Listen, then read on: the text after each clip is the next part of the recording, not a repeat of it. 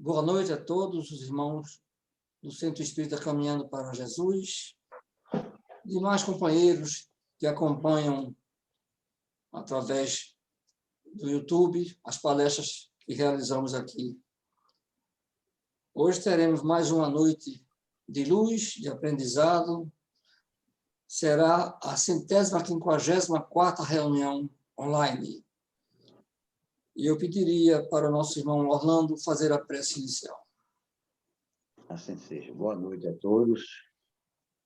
É com grande satisfação e alegria que estou aqui hoje para fazer a prece e a harmonização. Jesus é o caminho, a verdade e a vida. Só através deles chegaremos ao Pai. Pedimos, rogamos ao Pai que nos dê coragem, paciência e resignação para que nós tenhamos sabedoria para passarmos nesse momento de tanta turbulência. Turbulência da pandemia, turbulência dos nossos governantes, que a espiritualidade amiga, que a pleia de espírito de luz ilumine a todos para que as coisas melhorem da melhor maneira possível. Que cada um de nós saibamos estipar de dentro de nós o maior mal que existe dentro de nós, de todos esses problemas que estão existindo. É o orgulho, o egoísmo, a vaidade. Quando nós pensarmos na coletividade, quando nós pensarmos na felicidade, não a felicidade egoísta nossa, mas a felicidade do próximo. Porque todos estamos aqui para sermos felizes. Mas quando nós pensamos no próximo, que olhemos dentro dos olhos de cada um a felicidade, esse é o momento que nós devemos agradecer a Deus por esse momento que estamos passando aqui, nessa passagem, nesse mundo de provas e expiações. E nós nunca percamos o nosso equilíbrio de vermos como Jesus, nosso modelo e guia espiritual. Peço também pelos nossos irmãos do Centro Caminhando para Jesus. A todos, saúde, paz e tranquilidade. Que a falta que todos nós temos há quase 2 anos que não nos reencontramos.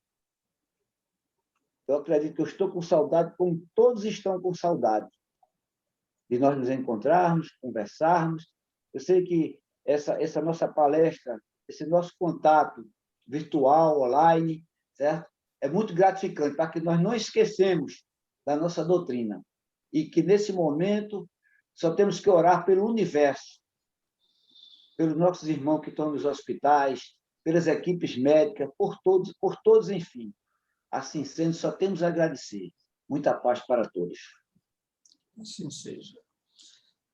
E nosso irmão Fernando Veloso fará uso da palavra hoje, nos trazendo o Espiritismo nos últimos 70 anos. Uma bela história dessa doutrina consoladora. Boa noite, amigos. Que as bênçãos do Pai e a paz do Filho continuem a nos envolver. Todos. Essa referência do Espiritismo nos últimos 70 anos nos leva de início a um fato marcante para todos nós que fazemos o Centro Espírita Caminhando para Jesus, o fato de que neste mês, no dia 21 de junho, o nosso Centro Espírita Caminhando para Jesus completa 70 anos da sua fundação. É, como nós sabemos, uma casa vitoriosa, com um belíssimo trabalho que se vem desenvolvendo em todos esses anos, de ajuda, de orientação, de esclarecimento a todos aqueles que ali reportam, o que nos dá alegria e satisfação. Mas o assunto da conversa nossa de hoje são exatamente os 70 anos do Espiritismo, que, evidentemente, tem muito mais que isso. O Espiritismo, como nós sabemos, chegou até nós através da publicação de um livro chamado O Livro dos Espíritos, 18 de abril de 1857. Vamos a alguns fatos históricos. Naquela época, no Brasil, nós tínhamos uma religião oficial. Religião oficial, que era o catolicismo.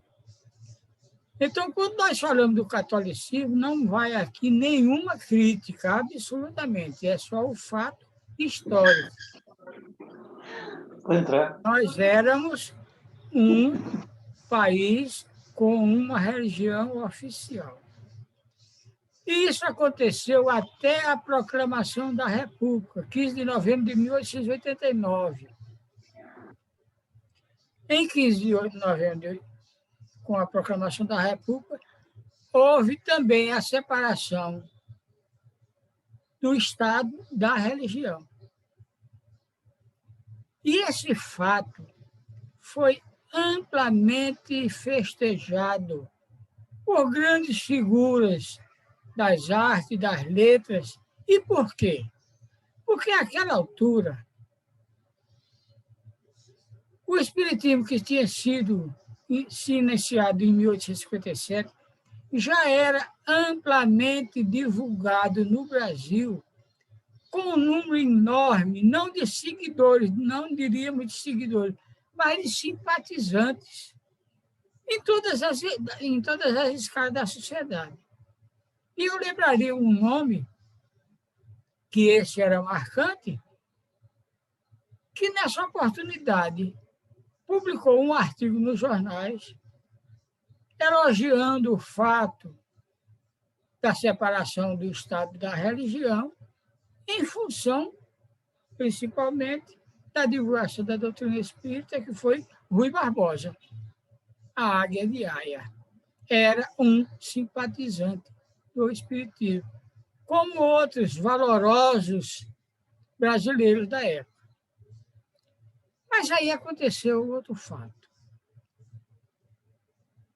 Menos de um ano depois, no dia 11 de outubro de 1890, o governo publicou um decreto proibindo a prática e a divulgação do espiritismo. Só se referiu ao espiritismo. E aí entrou a força do catolicismo e também do protestantismo. E nós temos que lembrar que o movimento protestante foi, no seio da religião, também muito importante. Quando, em 1517, um frade alemão chamado Martinho Lutero iniciou um movimento de protesto contra práticas da Igreja Católica.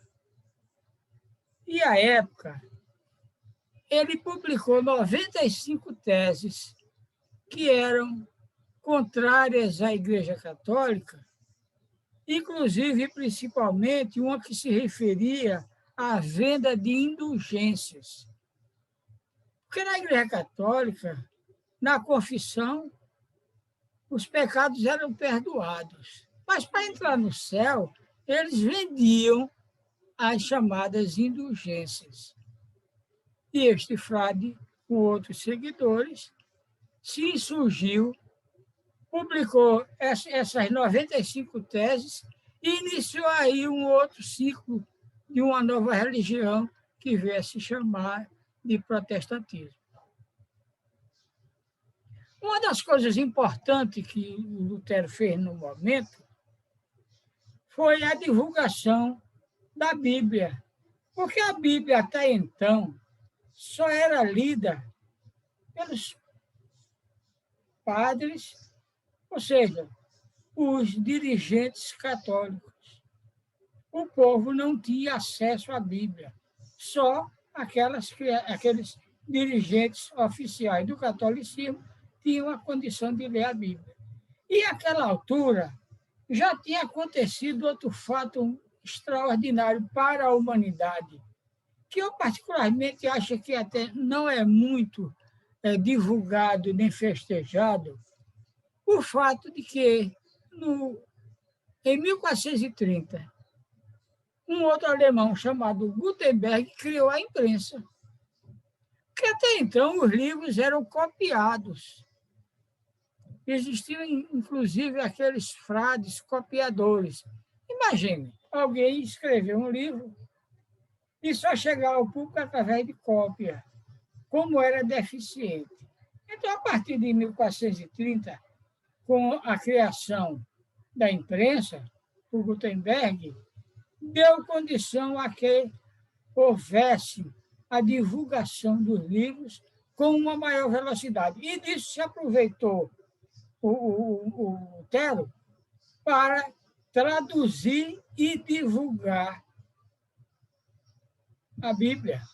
Daí o apego e a tradição que os protestantes têm em relação à Bíblia. Isso foi muito bom, porque já começou a abrir caminhos no sentido das religiões. Então, em 18 de abril de 1857, com a publicação do Livro dos Espíritos, surgiu a doutrina espírita. Proibida a partir de 1890, mas como dizem que no Brasil lei é como vacina, que umas pegam e outras não, aos poucos essa proibição foi sendo atenuada. E surgiu, então, uma quantidade imensa de centros espíritas, organizações espíritas, publicações espíritas através de jornais, e o espiritismo se difundindo. Agora, sendo ainda perseguido, porque até a década de 40, já do século XX, um centro espírita, para se instalar, precisava de uma licença da polícia. E essa licença era conseguida na Delegacia de Costumes, a mesma delegacia que dava licença para o funcionamento de bordéis, de inferninhos, coisa desse tipo. Bares, boates. Então, era dessa mesma delegacia que se conseguia, a custo, muita dificuldade, a licença para a instalação de centros espíritas. E aí nós lembramos de uma frase de Allan Kardec, lá nos primórdios, lá no início, quando ele disse: com os homens, sem os homens, ou apesar dos homens, o espiritismo florescerá, porque não é doutrina dos homens, é dos espíritos. E isso foi o que efetivamente aconteceu. Então, nós temos hoje, já damos um pulo para hoje, a enorme, a extraordinária divulgação do centro espírita, da doutrina espírita, melhor dizendo, da doutrina espírita, no mundo todo, amigos. A doutrina espírita hoje é conhecida no mundo todo. Isso veio através de uma das leis da natureza, a lei do progresso, que possibilitou a criação de uma coisa que hoje é definitiva na nossa vida, para tudo, que é a internet. O que é a internet? Internacional, net e rede. Quer dizer, uma rede de informações no mundo todo. E aí? No Brasil, surgiu figuras importantíssimas para a divulgação do Espiritismo. E ninguém foi maior do que Francisco Cândido Xavier, que publicou, só Chico Xavier, 412 livros, 412 obras, das mais variadas. Histórias, contos, poesia, inclusive o livro número 1, publicado em 1932, foi um livro de poesias, Parnaso do Além-Túmulo. Ali, a doutrina espírita já disse a quem veio. Claro que antes disso, no século XIX, início do século XX, muitos outros autores extraordinários tinham publicado seus livros, e eu cito sempre um que eu particularmente acho um dos melhores, que é Leon Denis, que é do final do século XIX. Em 1897, ele publicou seu primeiro livro, Depois da Morte. Mas tivemos outras figuras importantes publicando livros a respeito da doutrina espírita, como aquele que ficou conhecido pela criação daquele procurador de bandidos, o conhecido escritor, que de repente o nome me fugiu, que é Arthur Conan Doyle. Arthur Conan Doyle era espírita, dirigente de uma entidade espírita, e escreveu um livro interessantíssimo chamado História do Espiritismo. Então, vocês vejam de que a doutrina espírita se respaldou desde o início de nomes importantes na ciência, nas artes, nas letras, o que facilitou enormemente a divulgação, em que pese toda a perseguição que existiu e que, de certa forma, ainda existe até os dias de hoje. Eu me lembro que há pouco tempo, relativamente pouco tempo, coisa de 30 anos atrás, eu ainda estava trabalhando, quando fizeram a reforma daquela ponte que vai da Rua 1º de Março para o bairro do Recife. Ponte Maurício de Nassau, que era um alemão que veio para aqui com as tropas holandesas. Muita gente acha que ele era holandês, mas não era, não, ele era alemão. E, como dominador daqui do nosso estado, ele fez muita coisa em favor do estado de Pernambuco. Construiu muita coisa. Inclusive aquela ponte que leva o nome dele. E certa vez fizeram uma reforma da ponte, ajeitaram, limparam, pintaram, botaram iluminação nova. E nessa época eu ainda trabalhava, eu trabalhava ali no JK e eu estacionava meu carro do outro lado da ponte. E uma das manhãs, depois da ponte inaugurada, quando eu ia passando, estava escrito em letras garrafais, no meio da ponte: Espiritismo é pecado. E eu pensei, pecado é sujar a ponte.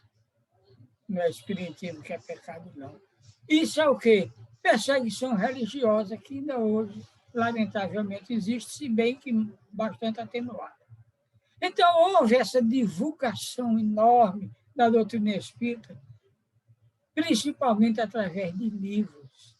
Hoje, no mercado editorial brasileiro, os livros espíritas estão em segundo lugar. Em primeiro lugar, são os livros chamados didáticos, os livros escolares. Em segundo lugar, vem os livros espíritas, porque depois de Chico Xavier, vem uma série enorme de pessoas que escreveu e continua escrevendo, como Sueli Caldas Schubert, que agora mesmo retornou à vida espiritual, e muitos outros escrevendo, dezenas, centenas, Divaldo Pereira Franco, que já vai com centenas de obras psicografadas. Então, tudo isso leva o espiritismo ao conhecimento da população do povo. Eu, particularmente, na minha história de vida, quando criança, católica, de família católica, mas sempre tive muitas minhas dúvidas em relação à vida. Não entendia a vida. Eu não entendia.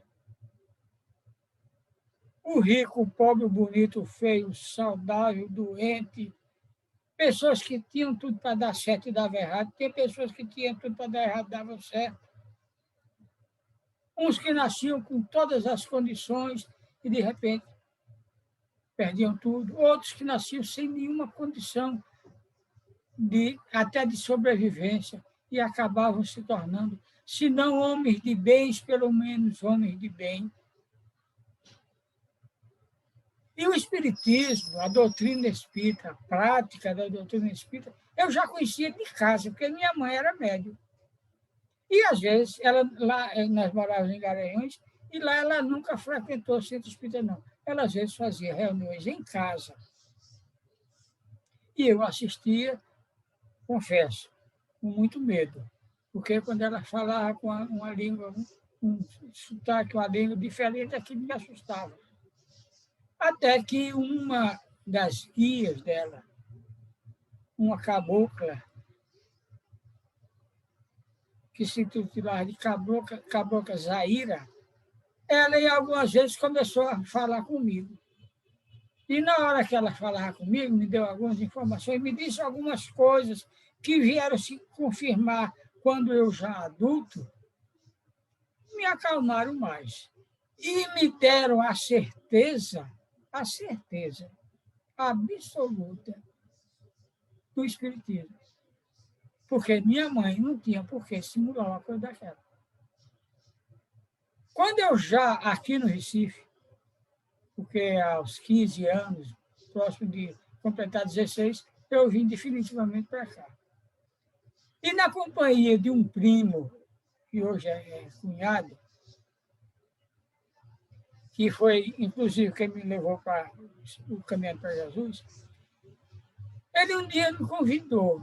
Vamos na Federação Espírita Pernambucana. Eu nunca tinha ido no Centro Espírita. Então, o primeiro centro, a primeira casa espírita que eu entrei foi na Federação Espírita Pernambucana, que era lá na Rua da Concórdia. Uma casinha pequena, porta com 2 janelas, pouca gente, às vezes 100 e poucas pessoas no auditório. E naquela noite, primeira que ali estive, falou um cidadão, que coincidentemente se chamava Fernando, o senhor Fernando Ferreira, que posteriormente eu vim a conhecer, que não era um orador extraordinário. Eu não o chamaria nem de orador, mas era, sim, um comunicador excelente. E naquela noite também aconteceu um fato que eu vi referência deles muitas vezes, posteriormente, o fato de eu achar que ele estava falando para mim. Era como se no auditório só tivesse eu. Porque ele estava falando naquela noite do que eu precisava ouvir, do que eu necessitava ouvir, do que respondia às minhas indagações, às minhas dúvidas. E ele estava falando de quê? De reencarnação. Que, para mim, a partir daquela noite, passou a ser a chave da vida. Eu só vim começar a entender a vida depois que conheci o chamado dogma da reencarnação, através do senhor Fernando Ferreira, que era o esposo de uma das maiores figuras do espiritismo pernambucano, chamada Blandina Filipine Ferreira. uma senhora extraordinária, que anos depois eu tive a felicidade, a alegria de ser vizinho dela, lá no bairro do Cajueiro, onde eu fui morar depois que casei. Pois bem, naquela noite, o senhor Fernando falou de reencarnação. O que me motivou a continuar frequentando a Federação Espírita Pernambucana. Até que, 1 ano e pouco, 2 anos depois, esse meu primo, com quem fomos para a Federação, e que é espírita como eu até hoje, hoje do Rio de Janeiro, me convidou para conhecer um centro recém-fundado em Água Fria, chamado Centro Espírita Caminhando para Jesus. Porque o fundador do Centro Espírita Caminhando para Jesus, Aníbal Guimarães Ribeiro, era funcionário do IAPI, Instituto de Aposentadoria e Pensão dos Industriais, onde esse meu primo trabalhava. Lá eles se conheceram e João, meu primo, me convidou. Vamos conhecer e fomos. E o que aconteceu a partir de então? Que de lá nunca mais saí. Tenho com certeza, porque assinando o ata de reunião de 1954, com certeza absoluta, a partir de 1954, estamos no caminho para Jesus. E aí vimos o extraordinário crescimento da doutrina espírita. E por que esse crescimento da doutrina espírita? Por uma razão que eu diria até muito simples. O que é o Espiritismo? Se não a terceira revelação, o Consolador prometido. Primeira revelação, Moisés, lei dura, olho por olho, dente por dente, própria para nós, naquela época, onde vivíamos muito mais pelo instinto do que pela inteligência. O tempo passou,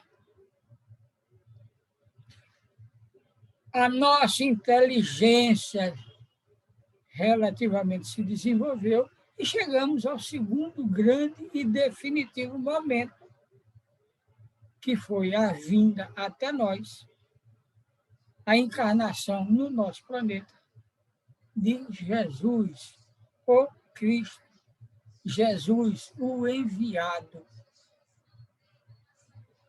Jesus, que participou da criação do nosso planeta.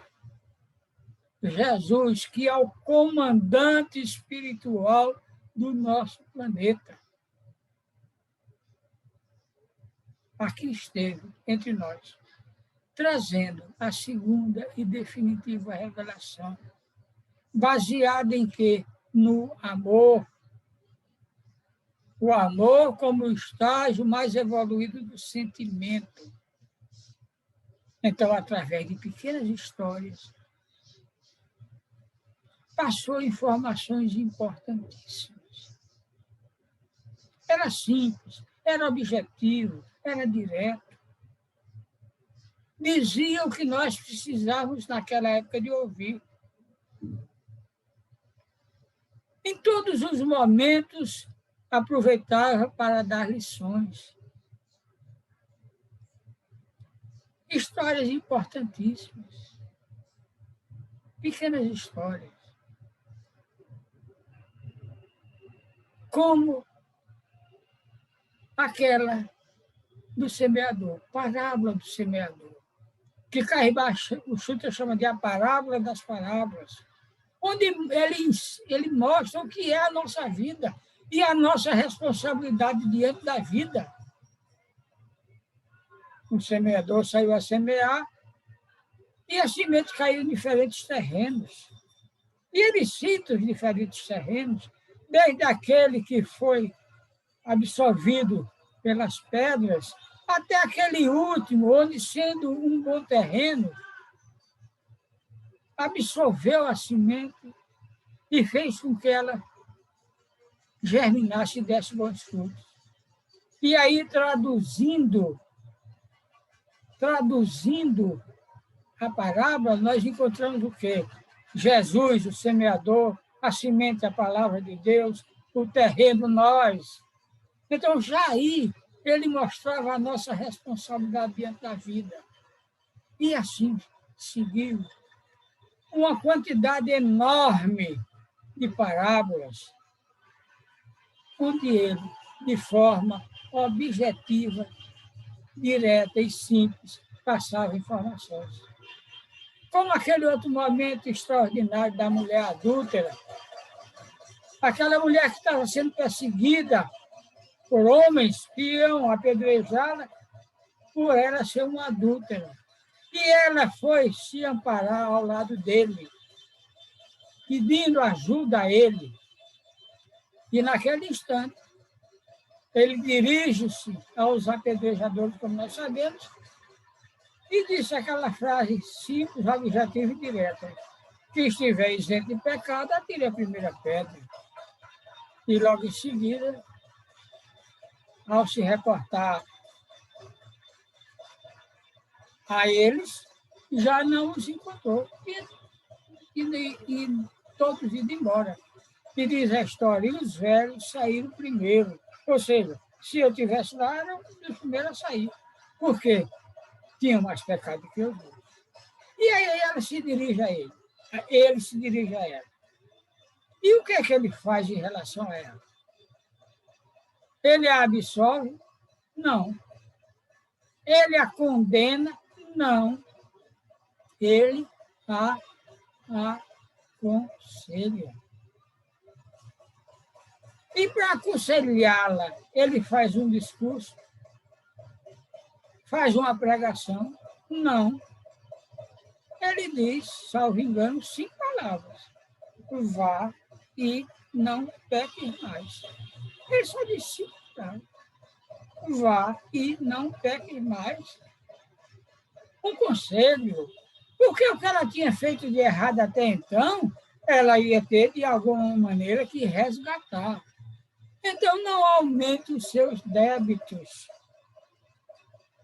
Como essa. Foram muitas outras oportunidades de ensinamento. E quando estava para se retirar do meio de nós fisicamente, porque espiritualmente ele continua ao nosso lado, através dos seus guias e dos seus mentores, ele disse que na época própria mandaria um consolador para dizer o que ele não tinha dito naquela oportunidade, porque não seria compreendido. E para nós hoje, isso é perfeitamente compreensível. Porque ele não tinha condição naquela época de falar em espírito, em reencarnação, em provas de expiações, nada disso. Para o povo daquela época, essa linguagem era totalmente inapropriada. Não iria entender. E aí eu disse, na época própria, mandaria um consolador.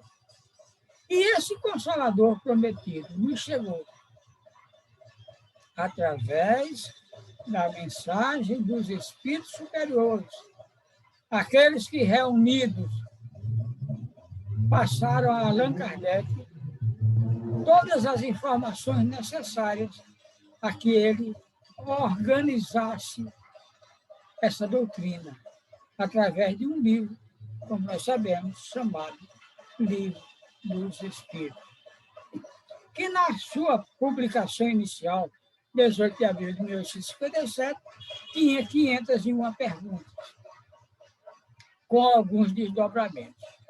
Posteriormente, numa segunda edição, o livro tomou o formato que conhecemos até hoje, de 1.019 perguntas, algumas desdobradas e as respectivas respostas. E aí, gente, com o advento do Espiritismo, nós podemos dizer sem mediar, tudo mudou. Porque a quantidade e a qualidade das informações que a doutrina espírita nos trouxe foi extraordinária. Com o advento do Espiritismo, nós temos a condição de responder aquelas perguntas clássicas que são preocupação ainda hoje para quase todos os segmentos religiosos. Qual seja, quem somos? De onde viemos? Para onde vamos? O que estamos fazendo aqui? Então, com o advento do Espiritismo, hoje sabemos. E o livro começa. Sempre me chamou a atenção a pergunta número 1 do Livro dos Espíritos. Como que, já dizendo a que veio, quando fala de Deus, tão citado, tão falado e tão pouco entendido. Deus. E a pergunta número 1 do Livro dos Espíritos é: que é Deus? Ele não perguntou quem era nem o que era. Ele perguntou: que é Deus? E a resposta: suprema inteligência do universo, causa primária de todas as coisas. Isso é Deus, amigo. É a suprema inteligência, a causa primária de tudo. Desse equilíbrio universal, desse universo que nós não tínhamos ainda noção de tamanho, de extraordinariamente infinito. Quando eu era menino, eu pensava nisso. E uma coisa que era referência para mim era o cometa Halley. Porque o cometa Halley, ele passa aqui na Terra a cada 85 anos, numa velocidade espantosa. E eu ficava pensando, esse bichinho vai longe, que demorava 85 anos para voltar. Até que, lendo a doutrina, lendo os livros da doutrina, em especial a Gênesis, que é o quinto livro do Pentateuco Espírita, pude entender a dimensão infinita do universo e a importância da doutrina espírita como ciência. Porque o Livro dos Espíritos, na sua primeira página, é encimado por uma frase. O que é que diz ali? Filosofia espiritualista. Não fala em religião. Não fala em doutrina, sequer. Fala numa filosofia espiritualista, que hoje nós sabemos, o Espiritismo é uma filosofia de vida baseada na ciência e na religião. Isso é o que é a doutrina espírita. Então, voltando às perguntas clássicas, quem somos? Com o Espiritismo nós aprendemos que somos espíritos. E o que é o espírito? Por definição, princípio inteligente do universo. Nós somos o único ser inteligente do universo. Criados por Deus, todos iguais. Como somos criados? Isso nós ainda não temos condição de entender. Por isso que o Livro dos Espíritos não nos diz como nós somos criados. Diz apenas que Deus cria constantemente, permanentemente. No futuro, evidentemente que nós vamos saber como fomos criados na medida em que nós evoluirmos e tivermos condição desse conhecimento. Até então, não.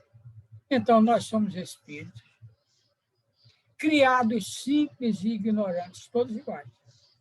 Como vocês sabem, o que é que significa simples e ignorante? Simples, sem maldade, ignorante, sem conhecimento. Entretanto, com essa condição que nos distingue de todos os demais seres da criação. que é a inteligência. Porque no reino da natureza, os 3 reinos da natureza, no reino mineral, o que é que o reino mineral tem? Energia. E o reino vegetal? Energia e sensibilidade. E o reino animal? Energia, sensibilidade e instinto.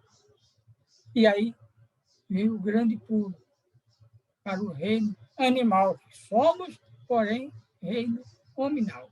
Energia, sensibilidade, instinto e inteligência. É isso que nós somos. De onde viemos? Do mundo espiritual. Para onde iremos retornar? Porque lá é a verdadeira vida. Então, já respondemos 2 questões. Quem somos? Espírito. De onde viemos? Do mundo espiritual, para onde retornaremos. E o que é que estamos fazendo aqui? Estamos aqui num processo de evolução, de aprendizagem, para superar o quê? A ignorância que fomos criados.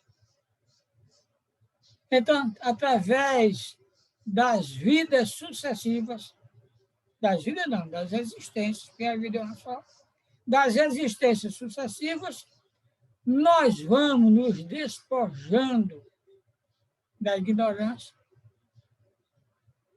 adquirindo conhecimento, e da maldade, mantendo a simplicidade. Até que um dia chegaremos no estágio seguinte.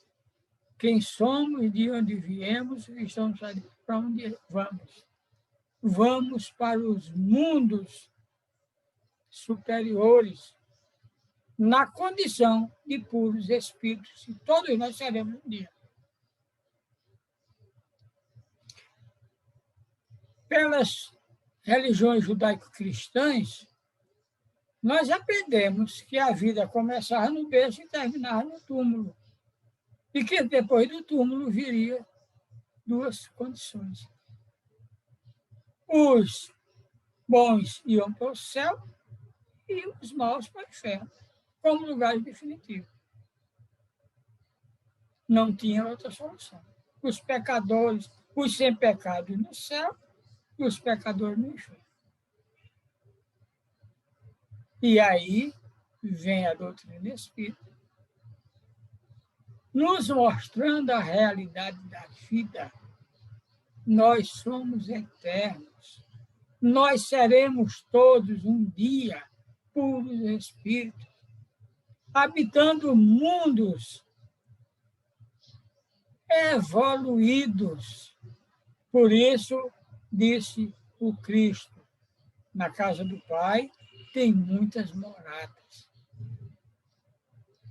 Nós hoje estamos na Terra. O que é a Terra diante dessa eternidade de mundos? Um grão de areia no deserto. Nós vivemos em torno de uma estrela de 5ª grandeza. Mas existem milhares de sóis.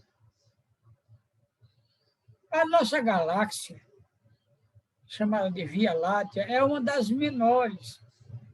Mas mesmo nessa galáxia das menores, existem milhares de sóis, que são centros de outros milhares ou milhões de mundos.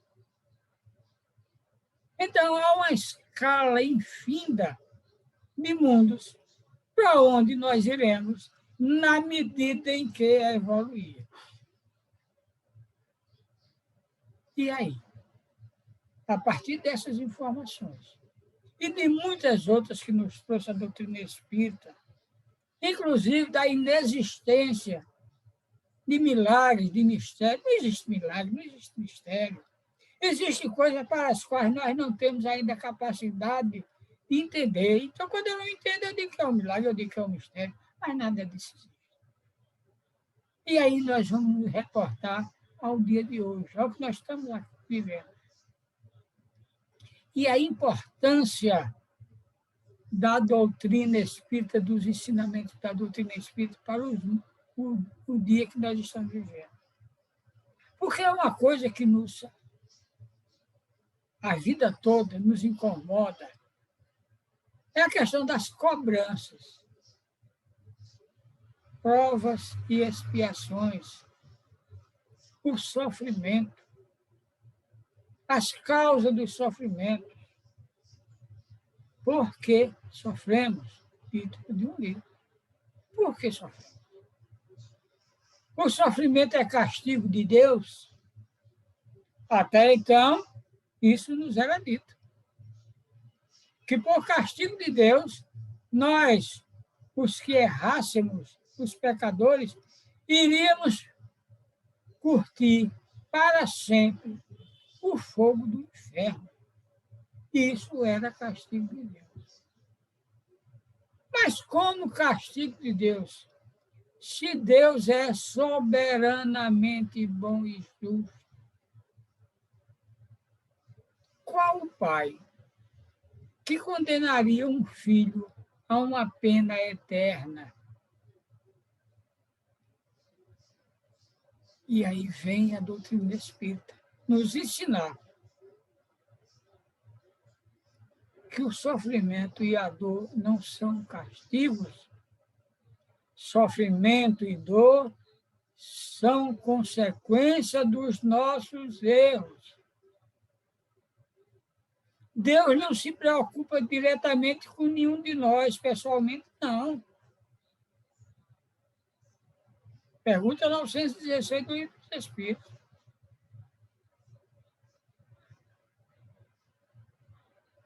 Nos deu leis naturais, as leis de Deus, que permitam aqui lembrá-las. Quais são as leis de Deus?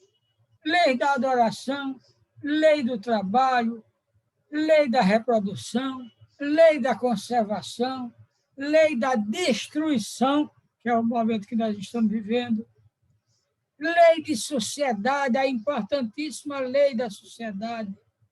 E a que eu, particularmente, acho que provavelmente é a mais importante, lei do progresso. Lei da igualdade, lei da liberdade e, por fim, lei da justiça, do amor e da caridade. Então, é através dessas leis que Deus, Pai, Criador, interage conosco. Então, nós devemos obrigatoriamente viver consoante essas leis. E no momento que nós as transgredimos, aí vem o sofrimento. Como castigo, não, como consequência. E é isso que nós temos que entender.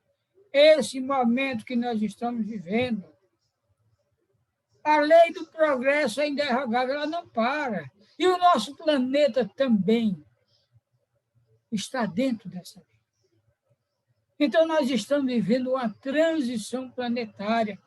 Nós já fomos um mundo primitivo. Viemos para um mundo de expiação e prova, onde estamos caminhando para um mundo de regeneração. Então, a doutrina espírita tem uma importância fundamental.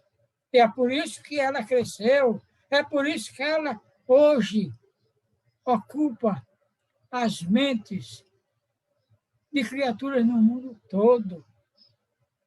Na hora que nos ensina, que nos orienta, que nos esclarece, que nós estamos vivendo essa transição que começou em 1757, ou seja, 100 anos antes da publicação do Livro dos Espíritos, iniciou-se essa transição prevista nessa faixa para ir até o ano de 2057. 300 anos nessa transição.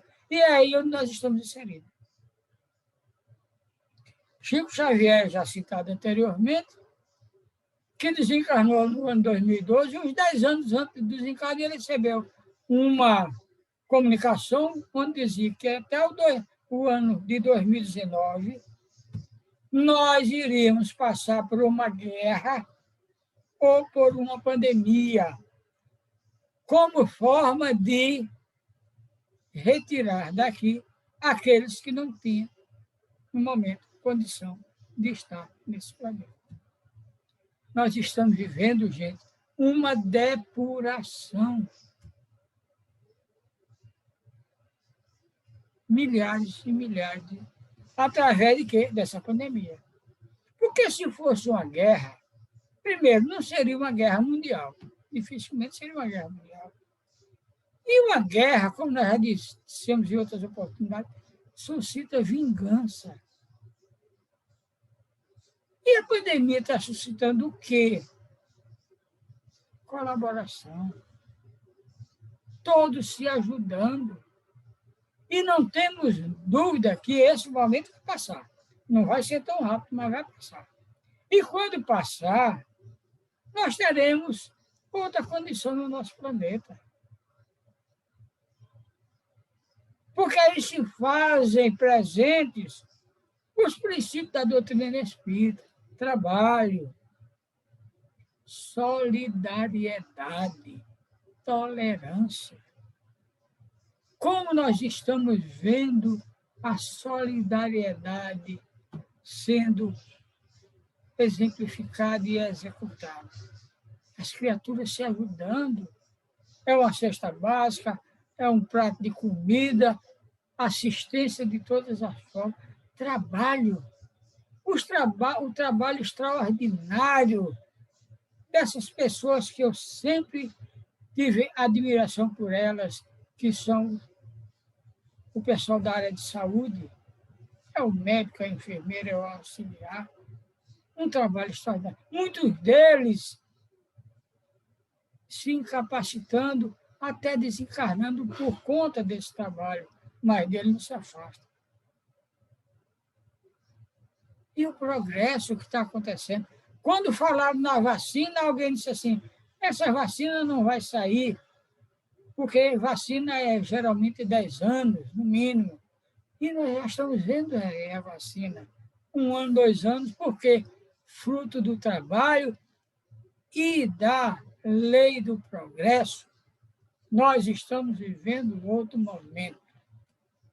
E aí, para que o êxito aconteça, porque não só somos nós que estamos trabalhando na espiritualidade, as equipes espirituais estão trabalhando a todo vapor, toda a força, no sentido de que nós superemos esse momento terrível que estamos vivendo. E aí vem a nossa parte, a parte de cada um de nós. Já falamos disso em outras oportunidades. Temos ouvido de muita gente dizer que está com medo da pandemia, do Covid-19. E nós repetimos e insistimos na repetição. Não é hora para medo. Medo só complica mais. Porque na hora que você tem medo, você fica desequilibrado emocionalmente e facilita o mal. Nós estamos sofrendo por conta de uma doença coletiva. É o nosso planeta todo que adoeceu coletivamente. Haja vista as atrocidades que acontecem no mundo todo. Essa situação da Ásia, essas brigas que não param nunca. Egípcios, israelitas, outros países, a Turquia, os países se acabando, se arrebentando tudo. Irmão matando irmão. E muitas vezes dizendo até que é guerra religiosa. Não existe guerra religiosa, não. Existe toda guerra, é guerra de poder. É um querendo suplantar o outro, dominar o outro. E aí, nesse momento, como consequência de tudo isso, chega a pandemia. É castigo de Deus? Não. Deus é amor. Deus não castiga ninguém.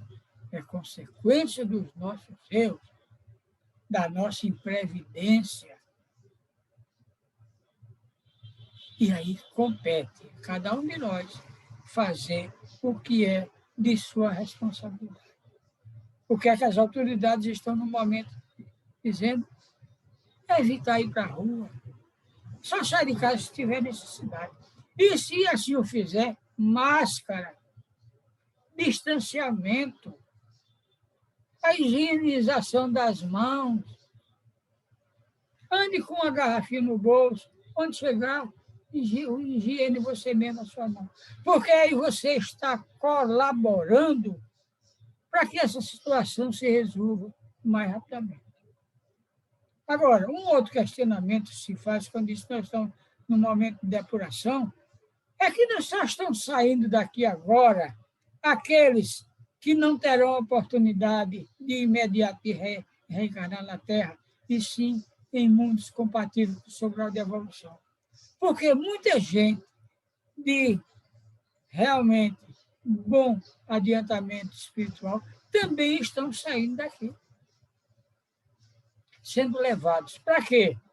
Para serem preparados e retornar a esse país numa condição de facilitadores desse novo momento, onde nós seremos um mundo em fase de regeneração, ou seja, o bem suplantando o mal.